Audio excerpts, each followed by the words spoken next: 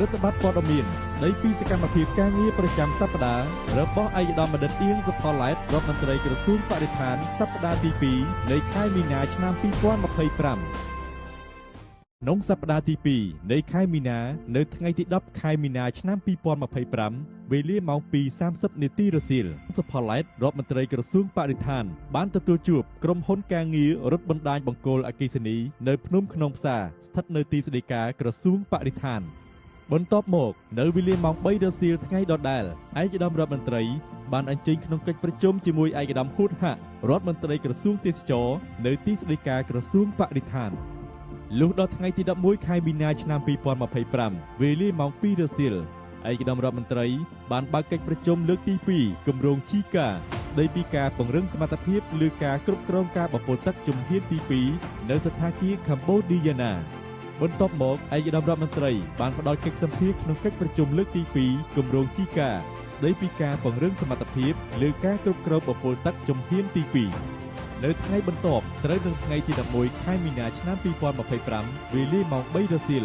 ឯកឧត្តមរដ្ឋមន្ត្រីបានអញ្ជើញជាប្រធានបើកកិច្ចប្រជុំក្រុមប្រឹក្សាជាតិអភិវឌ្ឍដោយចីរភាព NCSD នៅទីស្តីការក្រសួងបរិស្ថានមកដល់ថ្ងៃទី12ខែមីនាឆ្នាំ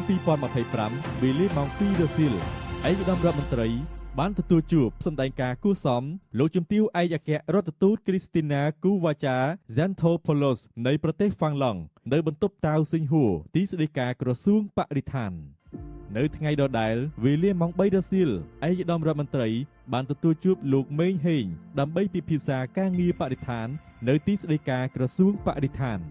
តបតាមប្រសាសន៍ដ៏ខ្ពង់ខ្ពស់សម្ដេចធិបតីហ៊ុនម៉ាណែតនាយករដ្ឋមន្ត្រីនៅថ្ងៃទី13ខែមីនាឆ្នាំ2025ឯក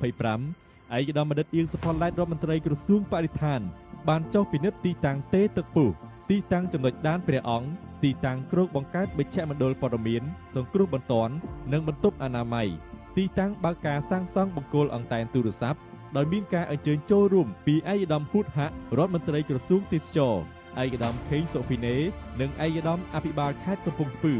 ហើយបានបន្តដំណើរឡើងតំបន់ភ្នំខ្នងផ្សារដើម្បីពិនិត្យនិងអភិវឌ្ឍតំបន់ទេសចរលំហែបៃតងបន្ទាប់ពីដំណើរទស្សនកិច្ចដ៏ខ្ពង់ខ្ពស់របស់សម្ដេចមហាបវរធិបតីនាយករដ្ឋមន្ត្រីកាលពីថ្ងៃទី8ខែមីនាឆ្នាំ2025បន្ទាប់មកទៀតនៅថ្ងៃដដែលវេលាម៉ោង 5 ល្ងាចឯកឧត្តមរដ្ឋមន្ត្រីបានដឹកនាំប្រតិភូក្រសួងបរិស្ថានចូលពិនិត្យវឌ្ឍនភាពការសាងសង់ថ្នាលបណ្ដុះកូនឈើខ្នាតតំបន់ខេត្តកំពង់ស្ពឺនៅថ្ងៃទី14ខែមីនាឆ្នាំ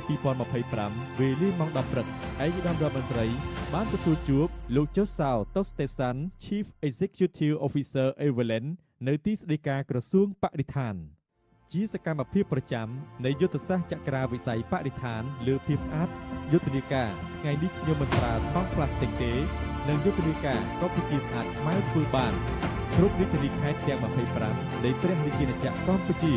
មានការចូលរួមពីសំណាក់សិស្សសានុសិស្សប្រជាពលរដ្ឋព្រះសង្ឃនិងមន្ត្រីរាជការមានចំនួនសរុប 23540 អង្គអ្នកនៃសប្តាហ៍ទី2ក្នុងខែមីនានេះ